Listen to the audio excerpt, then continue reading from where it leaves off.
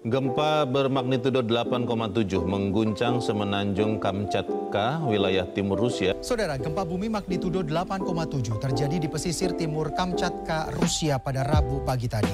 Kita ke topik yang pertama, gempa bumi berkekuatan magnitudo 8,7 mengguncang wilayah lepas pantai semenanjung Kamchatka, Rusia dan memicu tsunami di pesisir Severo-Kurilsk. Sebuah gempa bumi dahsyat mengguncang wilayah timur Rusia. Mengguncang tanah dengan kekuatan mengejutkan dan menyisakan kepanikan di antara warga.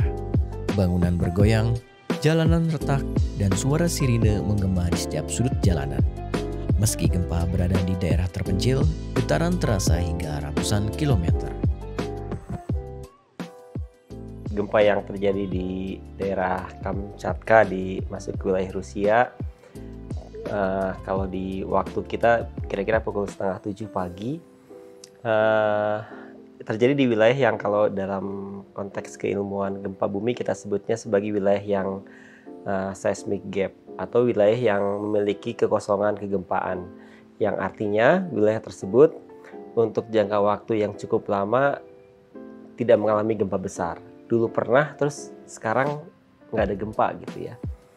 Tetapi di wilayah yang berdekatan itu gempa pernah terjadi.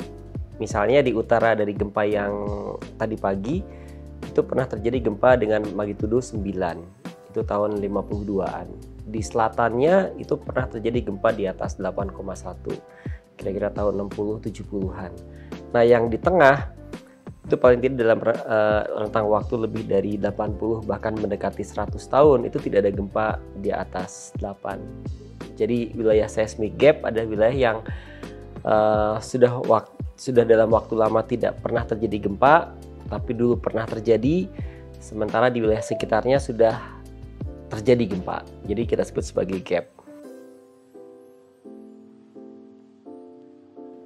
Ya, jadi ada hal yang menarik secara keilmuan apa yang terjadi di Kamchatka tadi pagi, bahwa gempanya diawali dengan gempa awal atau kita sebut sebagai pre-shock, yaitu magnitudonya 7.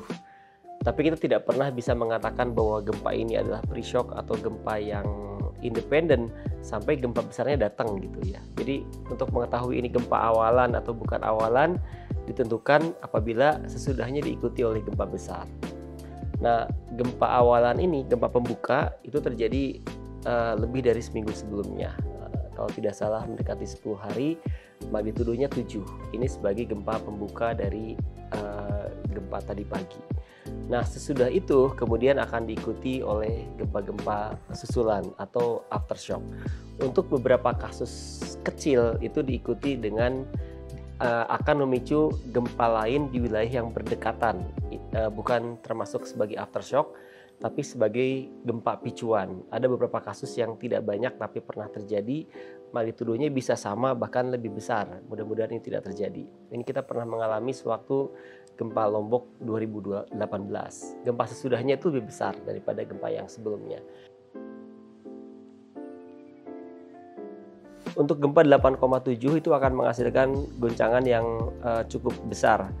Jadi kita bisa menghitung dalam konteks intensitas gempa untuk tingkat guncangan.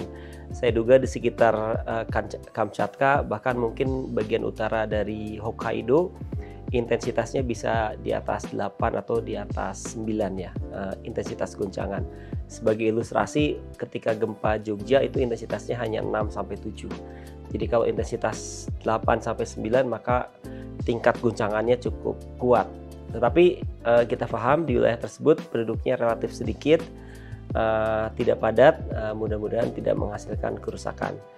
Yang kita berikan concern dan juga banyak sekali para peneliti dunia cukup khawatir adalah dampak tsunami. Saya terus-menerus memonitor, berkomunikasi dengan rekan-rekan di Jepang. Jadi di beberapa pantai di sekitar Iwate misalnya, di bagian utara Tohoku itu kira-kira ketinggiannya sudah 60 cm. Di bagian masuk ke selatannya itu ketinggiannya kira-kira 40-50 cm. Dan diperkirakan biasanya kalau kita menghitung jarak dan juga kecepatan rambat gelombang tsunami, kemungkinan tsunami akan masuk ke Indonesia 8-10 jam sesudah kejadian gempa. Jadi kemungkinan di bagian utara dari Halmahera mungkin akan mengalami tsunami kira-kira pukul 4 sampai 5 sore. Tidak kita harapkan. Tapi kalau dari perhitungan pemodelan, mudah-mudahan ketinggiannya lebih rendah dari apa yang terjadi di Jepang.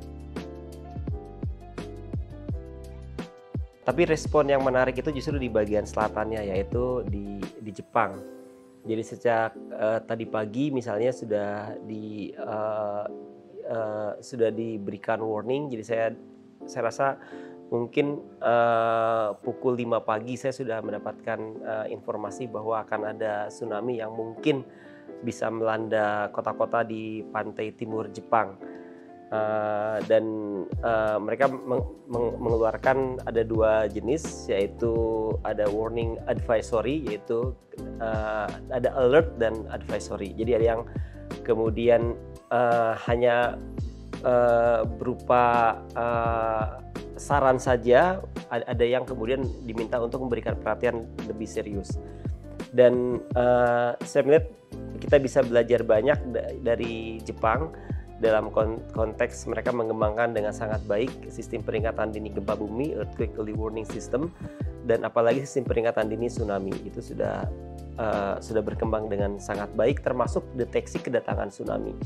Jadi tidak hanya memodelkan bagaimana tsunami akan merambat, bahkan mereka sudah menyiapkan sistem pengamatan langsung. Jadi tidak hanya berdasarkan asumsi kecepatan gelombang, tetapi juga mereka telah menyiapkan beberapa pengamatan, baik yang dekat dengan pantai ataupun cukup jauh. Jadi mereka ada sensor yang berdasarkan pressure yang kemudian bisa mendeteksi tsunami yang datang sebelum sampai ke garis pantai. Di pantai pun mereka punya sensor tambahan, misalnya berbasiskan pada pengamatan pasut. Dan itu memberikan warning yang jauh lebih akurat bagi masyarakat di sekitar pesisir.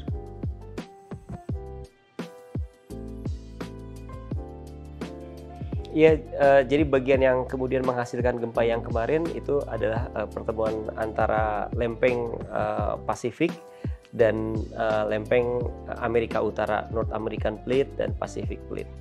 Pacific Plate, bagian dari lempeng Pasifik, di bagian selatannya juga bertemu dengan beberapa lempeng tektonik di Indonesia. Misalnya di bagian selatan Pasifik yang ada di Sangihe Laut bertemu dengan Eurasian Plate ataupun Sunda Plate, itu di sekitar Kepulauan Sangihe dan Talaud. Jadi kemudian bagian selatan dari lempeng Pasifik yang ada di utara Halmahera itu bertemu dengan lempeng Eurasia atau lempeng Sunda, kemudian menghasilkan zona subduksi di sekitar Sangihe dan Talaud. Kemudian di bagian selatan dari Papua juga bertemu dengan bagian fragmen sebagian dari Australia dan sebagian beberapa fragmen lempeng yang lain juga menghasilkan pertemuan lempeng di bagian utara dari Papua.